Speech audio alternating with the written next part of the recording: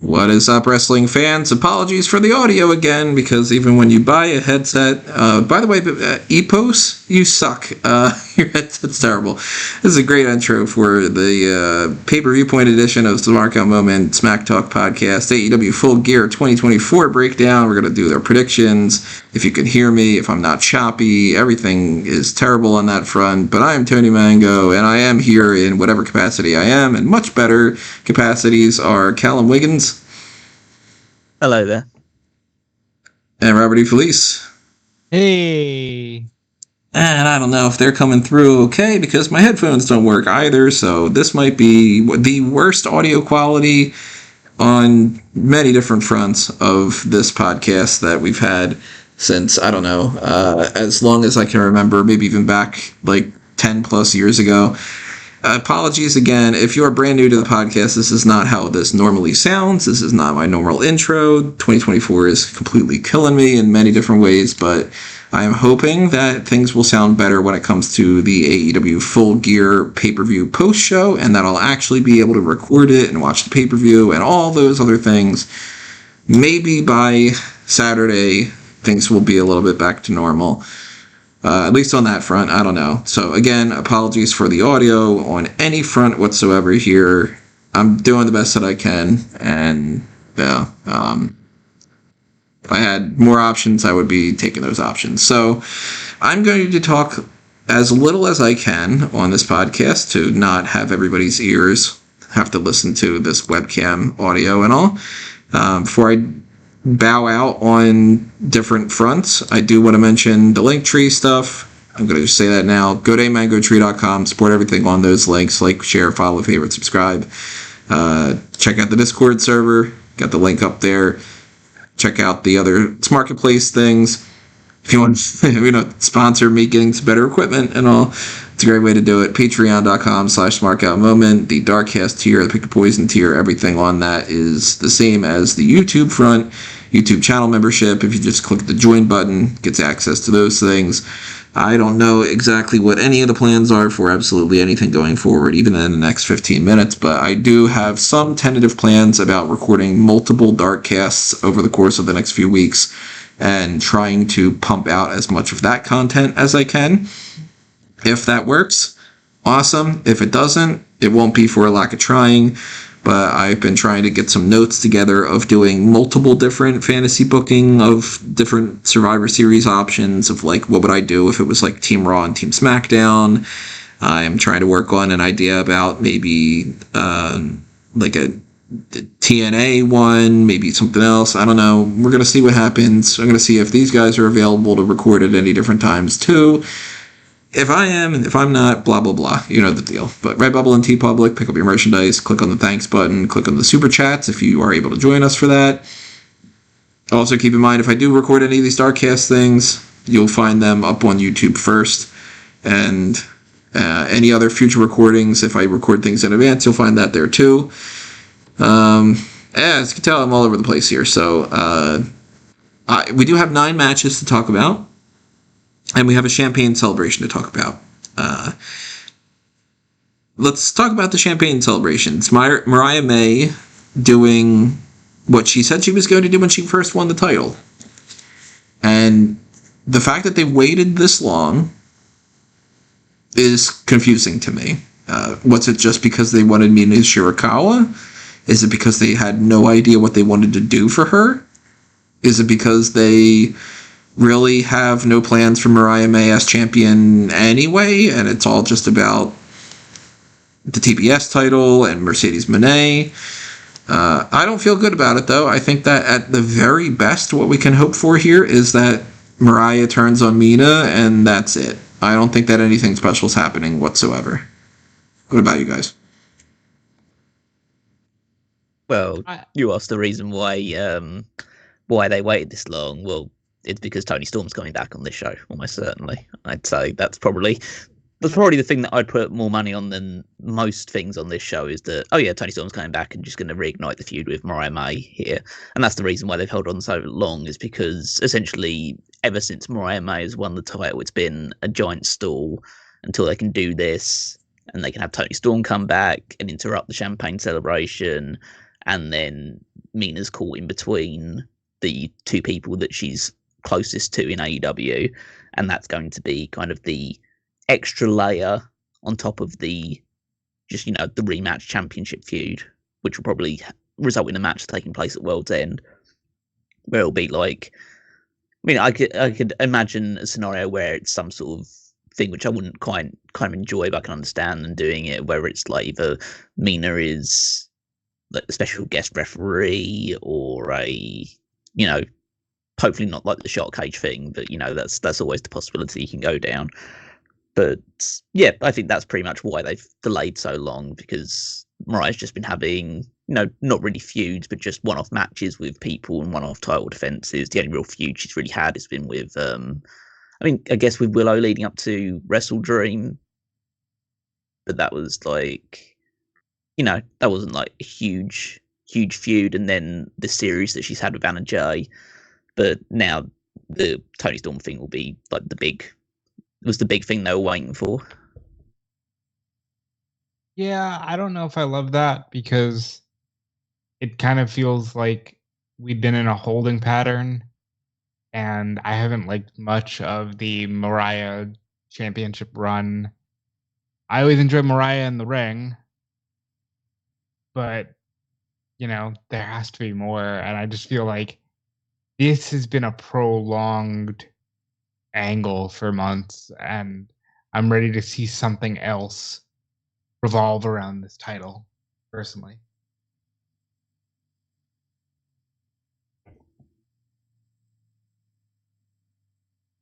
Yeah, it's not a super fun. It's not been a super fun run for Mariah May in terms of. I think she's just felt. Let's say you're right in saying the holding pattern has been in place. It just feels like she's just been waiting around and just trying to fill a gap of what a champion should be, and that means that her reign has come off quite lackluster and uninspiring. And that's like on the creative as much as it is on her. I think it's a mix of things, where it's like creative haven't given her interesting enough things to do in the meantime while they wait for Toni Storm to come back, and she hasn't been particularly inspiring in the opportunities that she has been given. So I think, and you can feel free to disagree with me, I think this is because creative feels like they struck gold with the original angle where she turned on Toni. And believe it or not, as scary as it is to think about, that was like 6 months ago already. And I just, it scares me how long and drawn out certain things are, and how much they cling to like, well, yeah, wasn't that one thing cool? And it was, but I would have loved to have seen, more stars like Anna Jay get built. Like, she had a great no DQ match. One thing about the women in AEW, they can have great no DQ matches. That could have been at the pay-per-view, that could have been a cool moment for the women at the pay-per-view. And it was on TV, and I know sometimes it has to be that way, but this feels lackluster for, major pay-per-view segment. This does feel like something to me that should be more on Dynamite. And I know I keep kind of echoing that a lot when it comes to, like, I don't like these kind of promo segments on pay-per-views, and sometimes they work, sometimes they don't. But if it's all just Mariah May cuts a promo about how she's so happy to have been champion for now, how long has she been champion? Like 2 months? Since like late August, so closing in almost 3 months now. Yeah. So it'll just be like, hey, I'm so glad that I won that championship months ago. And then if it's just Toni Storm goes rematch, I'll be like, all right, fuck this. But then again, the alternative is she turns on Mina, or Mina turns on her. Yeah, I'd rather the segment just not be on the show and it ends earlier. I don't think that I'm going to end up liking almost anything that they do here. But I still think I might like it better than the one match that's confirmed for the 0 hour right now. QT Marshall, the guy that left and came back. Somehow he's back in the mix here to wrestle, but who's he wrestling? Big Boom AJ with Big Justice. Now, this is incredibly just... I would be embarrassed to show somebody something like this in a lot of ways. I think that these two quote-unquote celebrities are a textbook example of things that I don't understand as far as pop culture, celebrity type stuff. I don't think that they're funny at all. I don't find them interesting, quirky, cute, any of that kind of like positive stuff. And I don't want to see them on my pay-per-view. Certainly don't want to be paying for it, so it's good that it's a 0 hour for that. And WWE does this kind of stuff too, and I usually don't like it all that much when they do it either like that. Oh, by the way, that Tyson and Jake Paul fight, lame as all hell. Completely, he didn't even try to avoid showing off that it was scripted. And I'm only hoping that Lance Archer comes out and just destroys everybody in this, and it's like 3 seconds long. But I'm assuming Big Boom, AJ something or other beats QT Marshall, and they just laugh about it, and I'm supposed to laugh about it too. Yeah, I mean, I'm not particularly fond of any kind, well, too much celebrity involvement. Sometimes the celebrities surprise you. I mean, I saw reports going around that this was only supposed to be like, this was for Full Gear, like this was like the second match booked for Full Gear pretty much, and then from that point on, it's just been taking place online or through Big Boom AJ's like Twitter, TikTok following and other social media followings. But apparently they've been getting over so well with their audience that they've decided to give them a segment on Dynamite this week. So we'll see how they deliver on that front.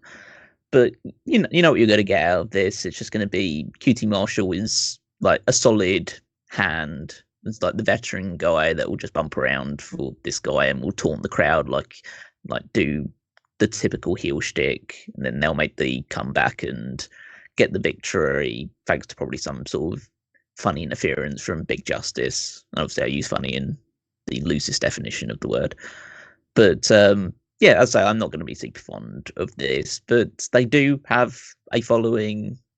It is just happening on the 0 hours. So it's not really good. And there's been, outside the one segment they're going to get on Dynamite, there's not been any kind of like major build or time wasted or devoted to it beyond just what will be amount to probably like 10 minutes on TV. So, as I say, it's not good. I don't like it, but it's they're I can understand the rationale behind it because of just what their following is. Even though I wouldn't follow them and don't get their content or don't enjoy their content from the little bits of pieces I've seen, clearly lots of people do. So if you're trying to appeal to them and you're trying to get those guys to watch and then potentially watch the rest of the show and enjoy the rest of, and like build new fans off the back of it, then that's what you got to do. Well, I was gonna do a whole "we're Costco guys" bit, but I don't even feel like it now. Look, he's actually a wrestler. Like, that's how he fucking got this spot, because he was actually one of the veterans that helped QT when he was coming up in the industry. And look, us aside, this works for people. I have seen a lot of people question why they haven't tried to maximize the popularity to do more things on television with this guy. I don't care. I don't care in the slightest bit about this. I don't care in the slightest bit about the Costco guy's content. I think this thing should have been rushed out in Chicago. I know why it's not. I understand that it's because this is more of a home base for them. But I think they would have had a better reception if it was rushed out in Chicago. And quite frankly, I would rather be in the bathroom dropping a big boom. That's what I think about this match. Why they do the boom thing? What'd you say? Why do they do the boom thing? Is that like are they making like shit jokes, or because like no? I want to. I was gonna say I want to give you credit for shitting on a thing like that. I'm assuming that that's the case. But if they are doing it just to be like, hey, poop, then I'd be like, all right, well, now I like them even less. I am making a shit reference. Yeah. They are like our shit. The guy at Costco, do you want this double chocolate chunk cookie? What do you give it? Do you give it a boom or a doom? I give it a big boo. It's that's fucking it's nauseating brain rot. This guy clearly wants to be famous. Of course he does. He was a fucking independent wrestler at some point in the 2000s. So of course he wanted to be famous. And he somehow gets famous by doing that. Yeah, and he gets famous by doing this because look, he clearly thinks this shit through. He clearly spends a lot of time doing this. I just hope that the kids are actually enjoying it and he's not like one of those family YouTubers that's kind of like forcing them to. You know what I mean? Probably. But for the most part, it seems like everybody's having a good time. So kudos to them. I just don't give a shit. Sorry. Even more frustrating being like these guys are on like a national thing doing this by going boom. Is that good enough? Meanwhile, I spent how long did we spend? 40 something minutes trying to figure out a way to get the audio to sound better on this, just for it to not do that. And it's like, okay.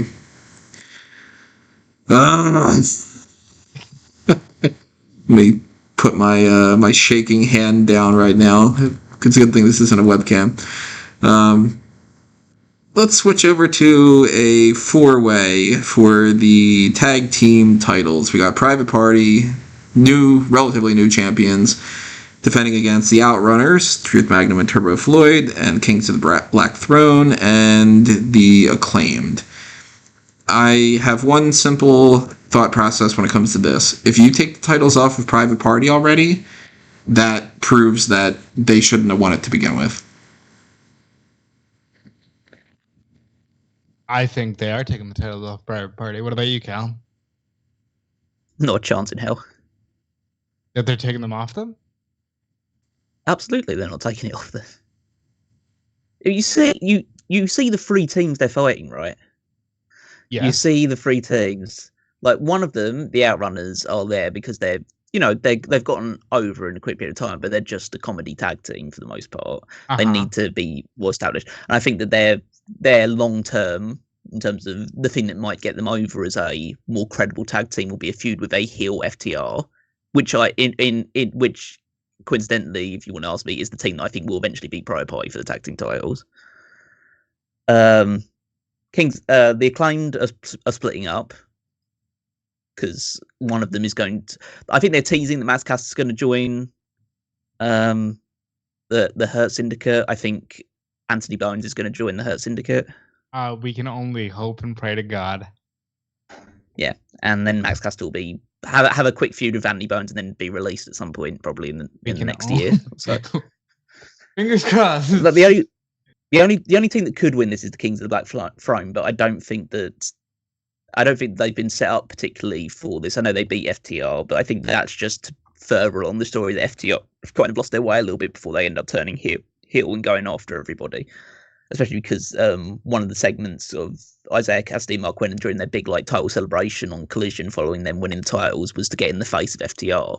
So I think that's the long-term thing. I don't think they did that by accident. And also I just think that you built up Private Party to beat the Young Bucks, who'd had quite a long reign of the championships. They had the 2 attempts at it. You build up the whole segment of, if we don't win the titles on our last attempt, that we have to split up the team. You're not going to have them lose on some random 4-way in their first title defense. It just doesn't operate. They don't operate like that. For the most part, I think you're right.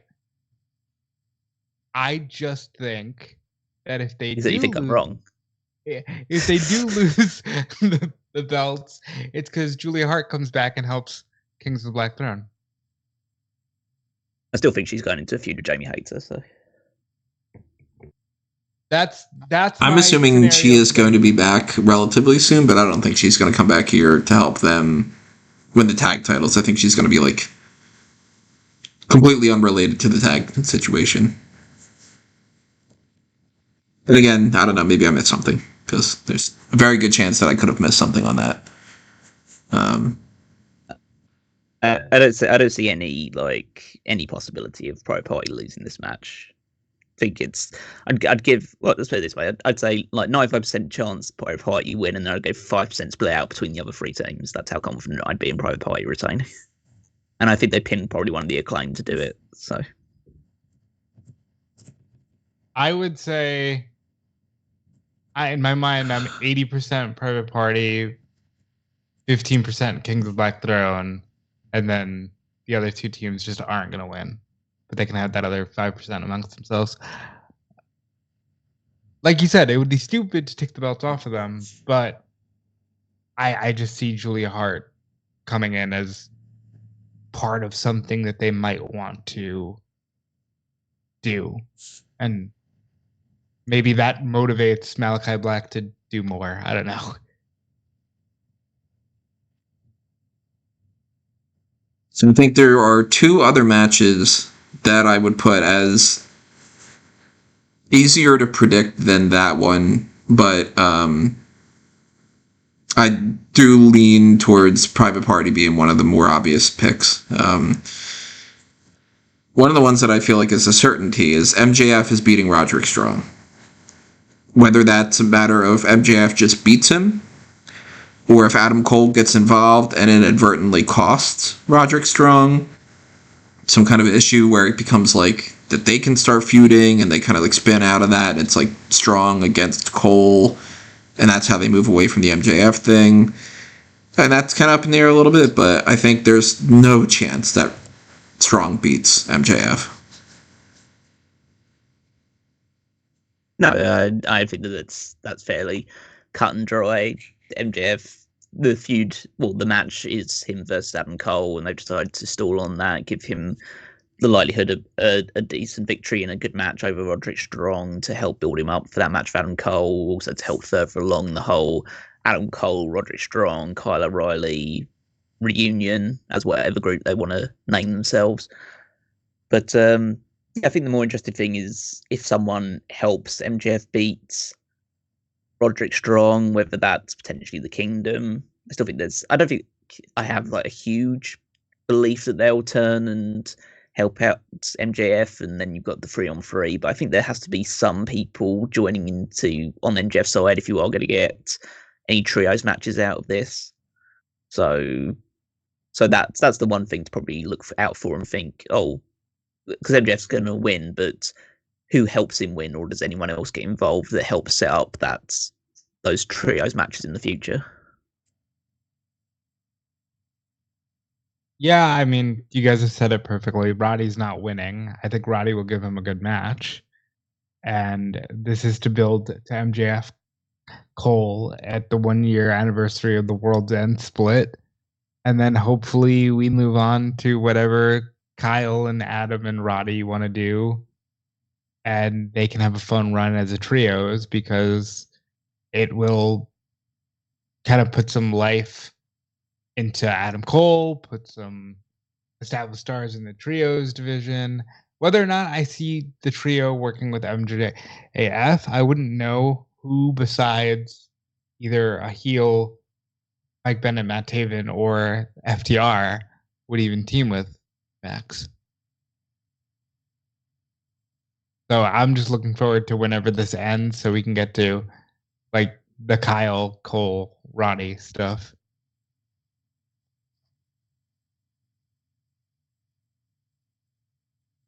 So we do have a couple other regular singles matches on the card. One that's way harder for me to predict is Hangman Adam Page against Switchblade Jay White. Because we're in another situation, we've talked about this before. I kind of feel like both guys should win. And I don't know if either of them can really take a loss without it seeming like that's a disappointment.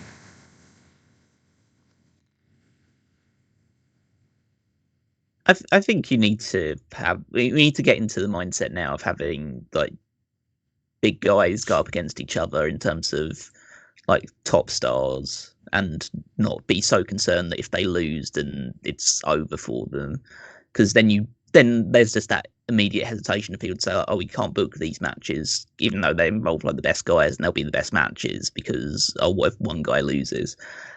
I think the advantage of the proximity right now is that the Continental Classic is coming up. So regardless of which person loses this match, then you have the Continental Classic to probably put that person in and help rehab them a little bit with a couple of wins in that tournament instead. So I don't think it's going to really hurt either guy to take a loss, but I feel like Adam Page probably should win out of two of them. I think that Jay White is, even though I think that Adam Page has got obviously the more legitimacy behind him and he's got the longer tenure in AEW, and so he could be more easily rehabbed. I think that he is in a position to make the leap up, and I think that we are, at least in my headcanon, getting to the process of he'll eventually be the guy that ends the Death Riders like reign of terror over AEW once and for all. I still think that is where my mind is going. So I think that you still need to keep giving him big wins in the long run. Whereas Jay White, he's still obviously a big deal and he should be presented as such. But I feel like at this moment in time, you're looking more at the Continental Championship, International Championship level with him. And he's still got like the tag team in the group. So I think that there's less of an impact. And the whole story they've been telling is that Jay White's got Adam Page's number. He's gonna target the leg. He's already beaten him in the last pay-per-view. So having Adam Page get the victory, take another big scalp and move himself slightly further forward, while Jay White needs just a bit of time to recoup and just move himself back up in a different direction. I think that's probably the way they'll go. So yeah, I think Adam Page should win. I think will win. Yeah, I think this largely boils down to Switchblade just won against Adam, and they made sure not to make this a gimmick match. So I think Hanger has to get his win back here. And while I would normally say, Tony's right, you got to be careful to lose, I think Callum has a point in that everything is evolving and changing, and you can't just constantly say, let's never put these two guys together, because if one loses, they're fucked. And if I want other people to stop thinking that way, I have to stop thinking that way. So I think they've set up a Hangman Page win pretty convincingly here, and I think he's going to win. Maybe they have a rubber match before the Continental Classic. Maybe neither one of them gets to the Continental Classic, and they just have a, Texas Death at World's End or something. But I think Hangman has to win here. Have either of them been confirmed for the Continental Classic? The only person confirmed for the Continental Classic, I believe, is Okada. It's still just Okada? They're going to reveal either at the pay-per-view or immediately after who will be in the tournament. Because I could see this being maybe like, I don't think that this would end up being the finals by any means, because I think that that's Okada beating whoever he's up against, but I could see them maybe having another match in like the semifinals or something to continue Page and White, and it doesn't feel like to me that whoever wins here that it should just be the end of this. It feels like there should at least be some kind of blow off match on Dynamite or Collision or whatever. If White won the last one, Page wins this one. If they want to go with Page can't get the job done, they can still do that. Ultimately, if it doesn't really have any stakes, kind of doesn't matter. I wouldn't say it doesn't matter. It definitely matters, because these two guys are going to be major players as long as they can remain healthy for your 2025. But I think Hanger is being built to win.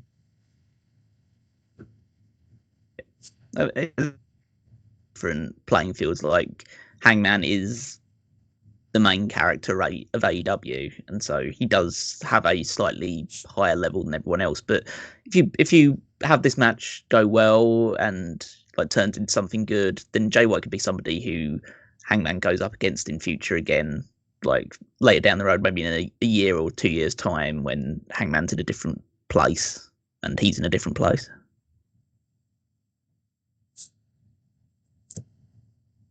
Push comes to shove, I'm going to go...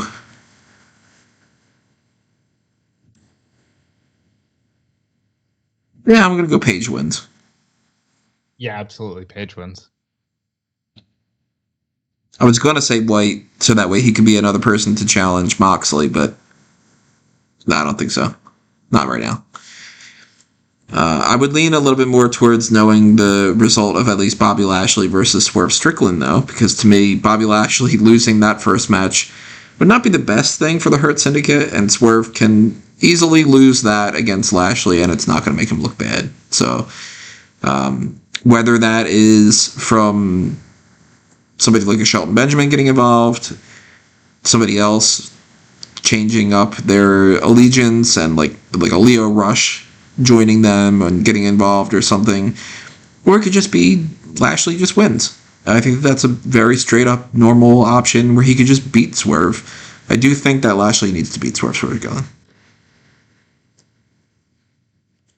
Yeah, I mean, I'd agree. I think that he's a new guy coming in, even though he's well established elsewhere in his wrestling career. I think that you want to have Bobby Lashley get a big win over a big guy straight away and beating Swerve, a former world champion, and establishing himself there. I think that, yeah, you could obviously run the interference by a Shelton Benjamin or MVP or introduce a new member of the Hurt Syndicate as part of this in order to try and save face with Swerve a little bit, to feel like he's been screwed over. But I don't think there's really any harm of having Lashley just win clean, just beating Swerve, and Swerve has to build himself back up to eventually beat Lashley, because you can continue to tell the narrative that has kind of been told, which is ever since losing the world title to Bryan Danielson at All In, Swerve's been on a bit of a downward spiral, like losing to Paige and all the rigmarole that came associated with that, and then being targeted by the Hurt Syndicate, and then losing to Lashley can be a case of,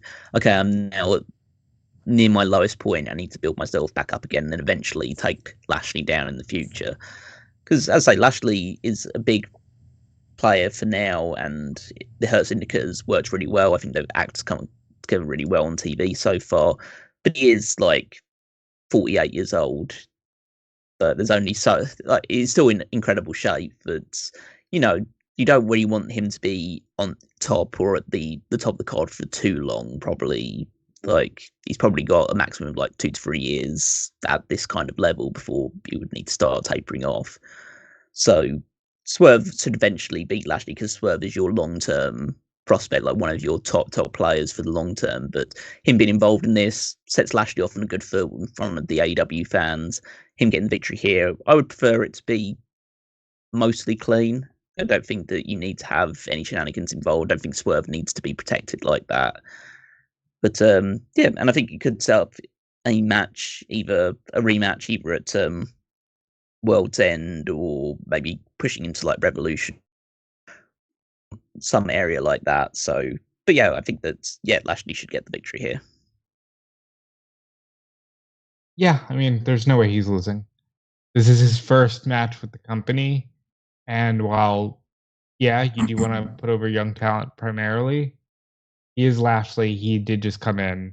He's not losing. There's also the whole X-ray that Swerve showed on social media, where it looks like they're trying to say that getting beat up by the Hurt Syndicate has actually hurt him.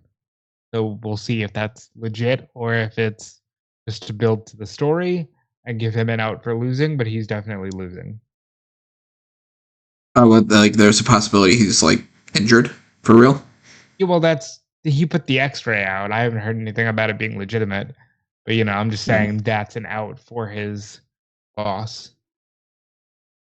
Yeah, they are telling the story that he's like suffering a bit off the back of, or at least he's telling it through social media, that he's suffering off the back of some attacks by the Hurt Business. So maybe his body is pretty banged up. Like, he has been working pretty hard this year, so it wouldn't be surprising if he's suffering a bit of wear and tear, and this is would be a good opportunity to write him off for a little while if that was the case, and then he can come back to like dismantle the Hurt Syndicate piece by piece in the future. But I saw some other like things out there about people speculating about it, and then some other people like sharing photos of like, oh, like this is what a broken collarbone looks like, so his doesn't look anything like that. So maybe it's just a case of, oh, I can put an X-ray out there, and maybe it does look pretty bad, but it's like just it to help build up normal. People don't.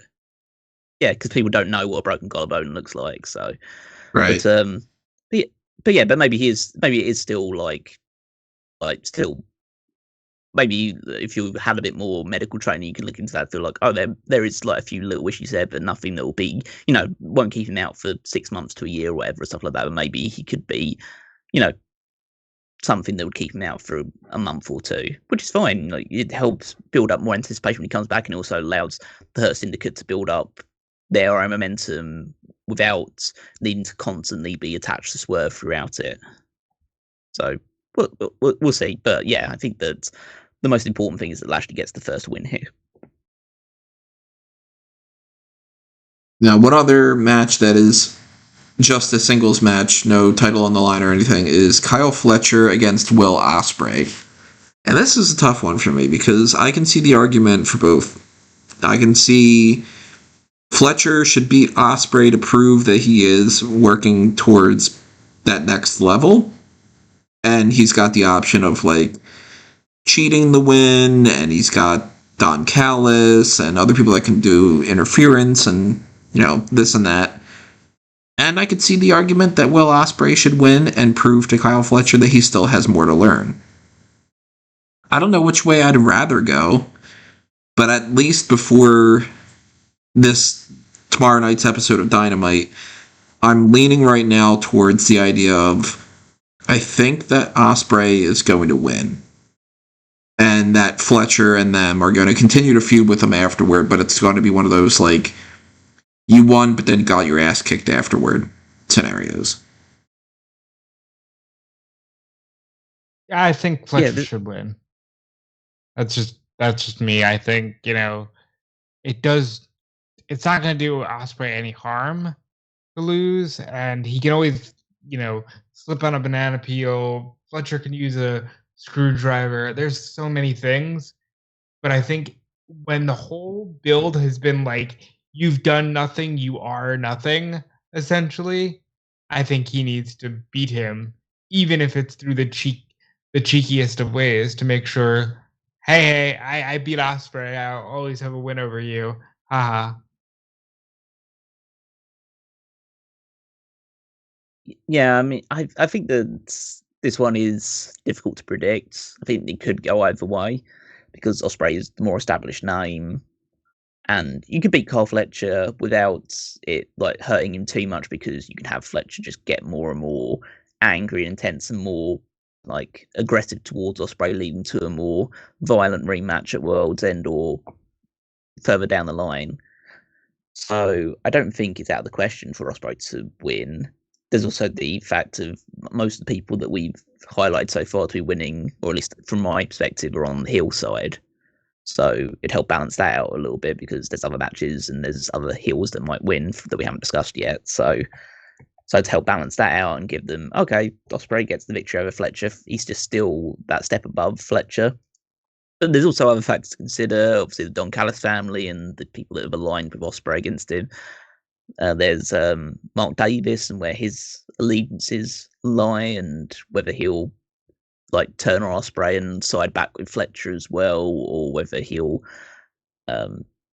stick with Ospreay and help him out, or at least try and get involved for his benefit, or just stay out of the picture entirely because he can't pick a side, because that's a side, part of the angle they've been leaning into as well. So I think it'll be good, very good for Fletcher to get the win, just because, you beat Will Ospreay, you help establish yourself. This one, I definitely think you can do it through heelish means, whether it's like pulling the tights or using a screwdriver or anything along those lines to get the victory. That one I think would be totally fine because it just fits into Fletcher's character and what he's trying to prove. But this one it's one of the trickiest ones to predict, but I'd probably go with I think they'll have Ospreay win this one. I didn't even think about the heel babyface dynamic of it all. You could be onto something there, but I'm gonna confidently say Fletcher for now. There's nothing wrong with like one show a year, which is very like heel heavy in terms of victories.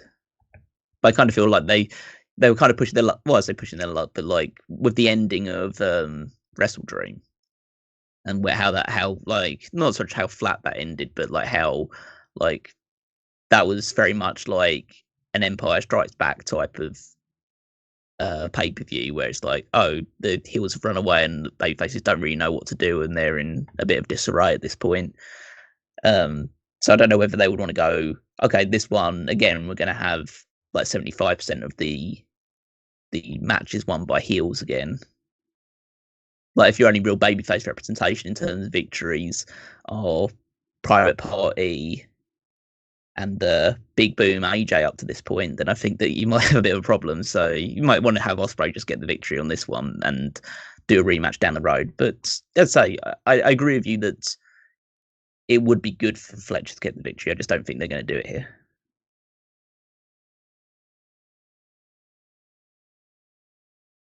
All right, so we have 3 more title matches to talk about. Mercedes Moné with Kamille going up against Kris Statlander, defending the TBS championship. I could see an argument for the belt changing hands here because it is Kris Statlander, and she is one of the absolute top women that they have.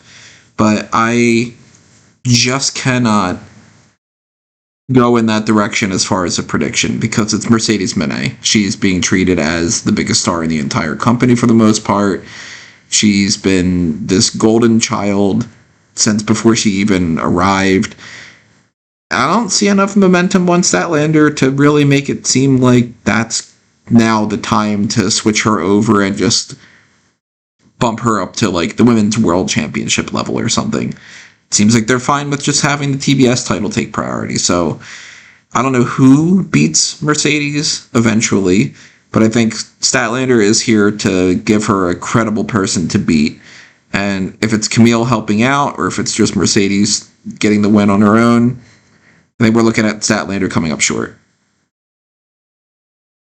I have to agree, and I think you're right. At some point, she does have to lose. It's just not yet. And I think Statlander could beat her. She's a former TBS champion. She beat Jade, but no one else did. So it's possible if she does get the win here, you establish Stat as, yeah, well, you think you're untouchable until you get in the ring with me. But for now, I just don't see it happening. I don't know who could beat her. I'd like to see her move up to the world title just because, as I say every time we talk about her, it's silly that the world championship isn't presented as the top tier belt on the show most times. But for now, I got to say, like Tony said, it's Mercedes, and she's presented as the golden child, and I think she's winning here.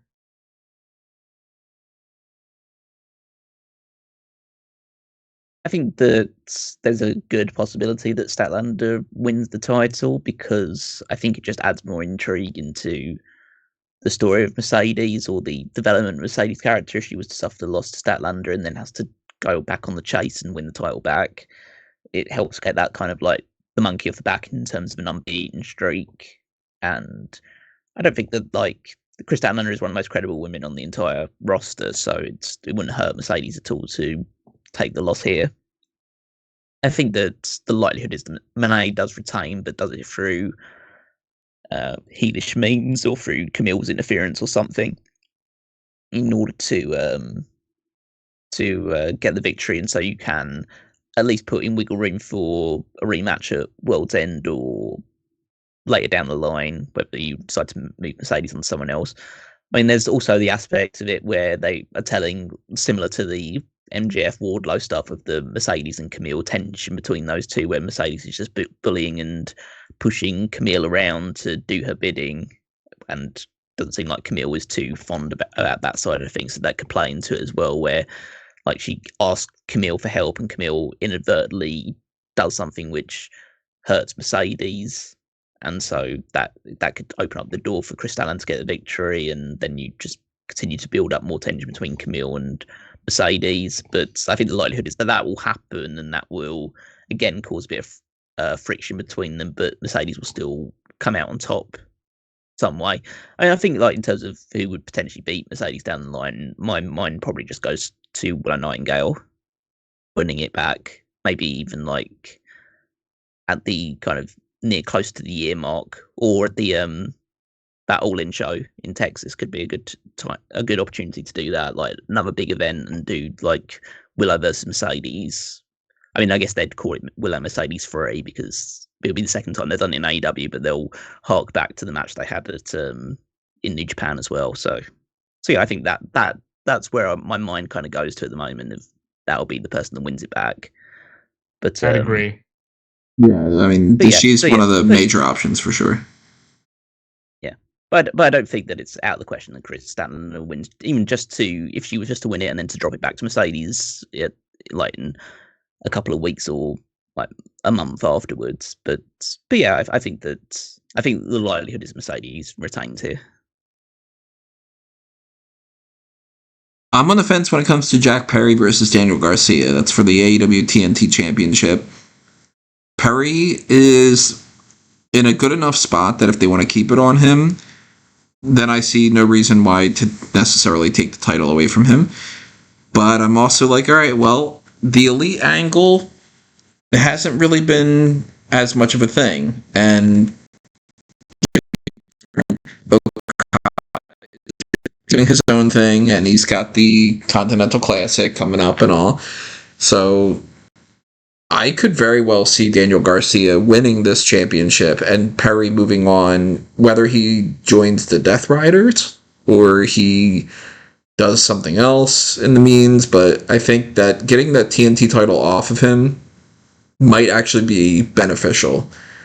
Otherwise, I don't know what Perry really does. And Garcia, I don't know if he's in a spot that he'll end up being the next person to challenge. I'm spoiling this. The AEW World Championship, Jon Moxley's retaining over Orange Cassidy. I'll just say that right now. I don't know if Garcia is going to lose a TNT title match and then be set up to fight Moxley. I think more than likely Garcia wins the TNT title here. Perry goes and does something else. Either joins Death Riders or not. And we get people like Claudio, Pac, Wheeler, or maybe even Perry feuding with Daniel Garcia, and Garcia's in that like upper mid-card range to feud with the Death Riders rather than fighting Moxley.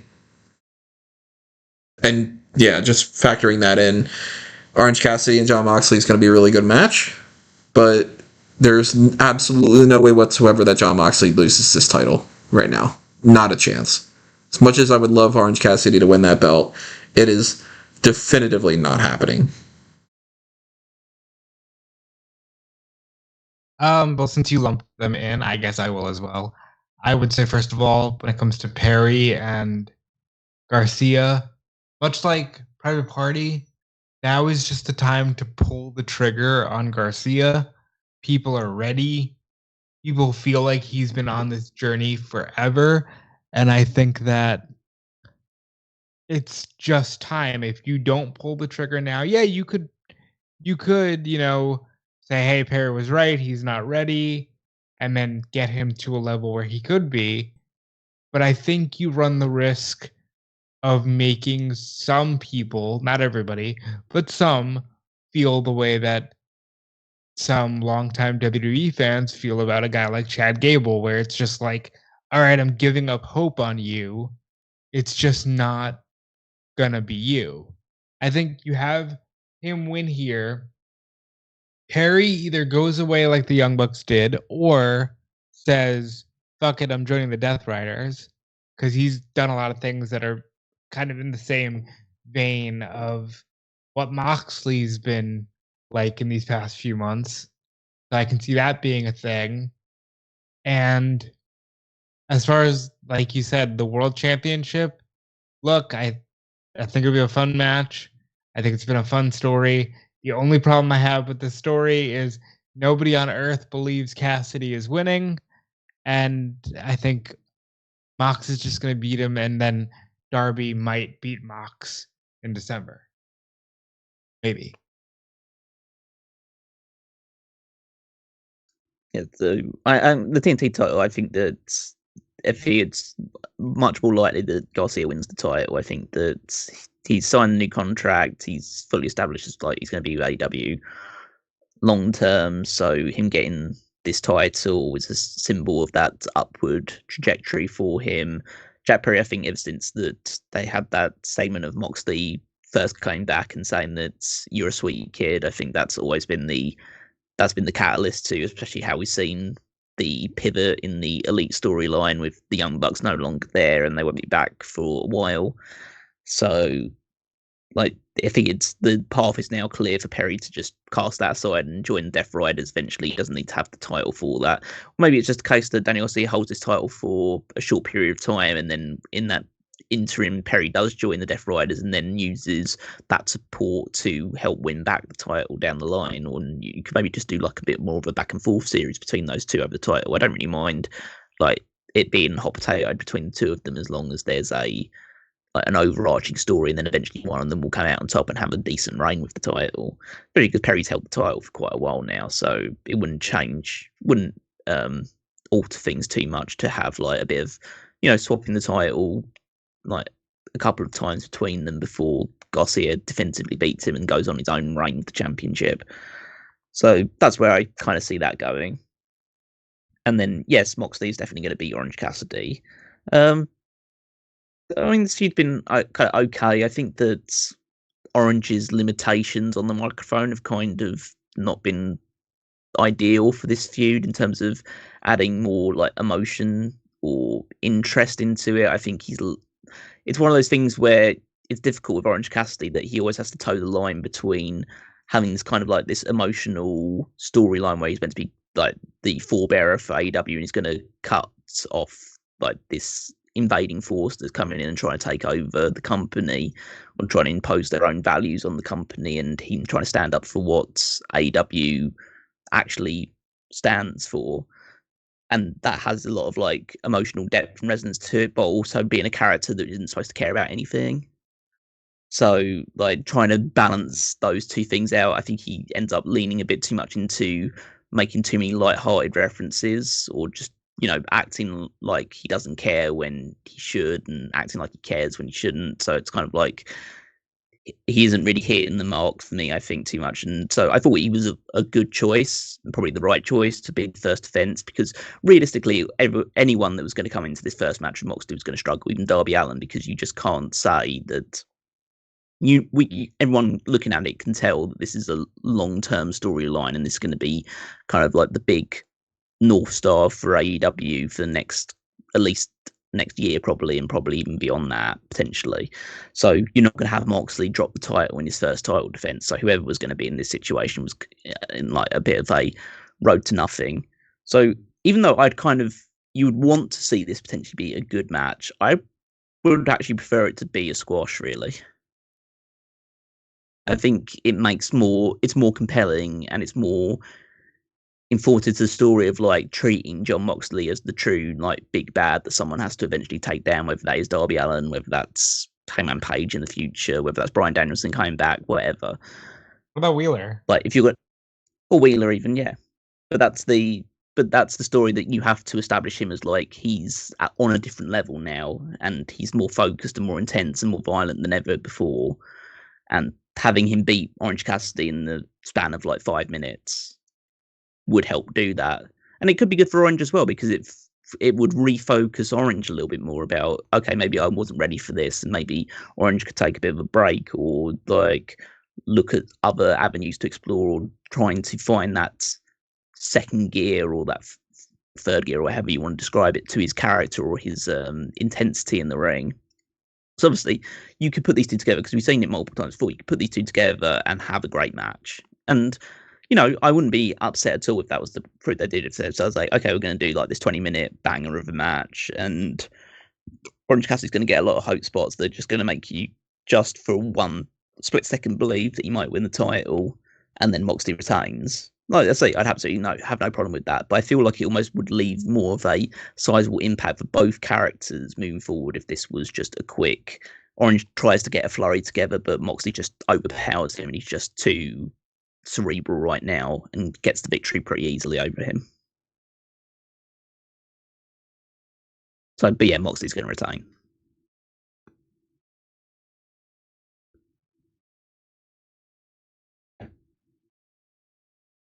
Alrighty, well, we will find out, of course, if anything changes about this card.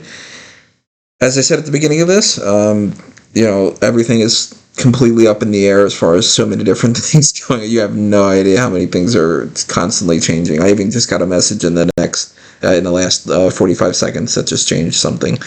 So, current plan, hopefully we will be able to address any changes to the card that happen tomorrow on the hot tags on Friday. I will hopefully have my normal setup back to normal and be back up in New York at that point. We will have the coverage of Full Gear on Saturday. Are they doing Collision ahead of time, or are they not doing Collision, or what's the setup for that? Oh, I think it might be... Is it a no Collision week? I think it's no Collision. Just because, because it's a Saturday show, isn't it? So they wouldn't put this on. I haven't actually looked to see whether they would do it, but I presume they're not going to do it for this one. They could change things on Dynamite. We could add more matches to the pre-show, the 0 hour. They could do stuff on Rampage. They could do some kind of Rampage and Collision both airing on Friday type deal. Whatever the setup is, if they change things in some fashion, you'll see it on smark.momo.com or elsewhere, and we'll talk about whatever happens in whatever capacity we can. But at least for the predictions, those are our thoughts at this moment on Tuesday afternoon. And the regular spiel, you guys know. Make sure that you are showing your support. Hit the like button on this video. Hit the subscribe button if you haven't already done that. Ring that notification bell for those email alerts of when we do go live for the post show, if we are able to go live. And follow the link tree. All the different things you find there for Fanboys Anonymous and Smark Moment at anthonymango.com or amangotree.com. And make sure you're following me at Tony Mango. Make sure you're following Robin Callum. Yep, follow me everywhere at Dude Felice. Check out my writing on Fightful.com. And be sure you're following Callum. Yep, you can follow me on Twitter and Blue Sky at Wigmeister14. And check out the Power Rankings every Saturday over on smartcamemo.com, where I rank the WWE superstars based on their prior week's performances. And while you're there, you can head on over to the Fantasy League, also at www.fantasyleague.com to see how our teams are doing. We're heading towards Survivor Series, where there'll be some more points on the line in particular matches, and like the pay-per-view scores outweighing the typical week-to-week TV stuff. So, and that's where the teams will change a little bit. We'll thin out our rosters a little bit more moving forward into the new year. So make sure you check all that stuff to see what the latest standings are. Alrighty, everybody, you know the deal. Hit that like button, as I said. Make sure you drop your comments below. Tell us what you thought. Apologies again for the audio and everything else along that front, but we're rolling along with what we can, and we're going to roll on into NXT tonight, so check out coverage of that. Hopefully we got some good stuff to talk about for the hot tags, and we'll see you when we see you. Adios for now, though. This has been another Smark Out moment, and we're being counted out.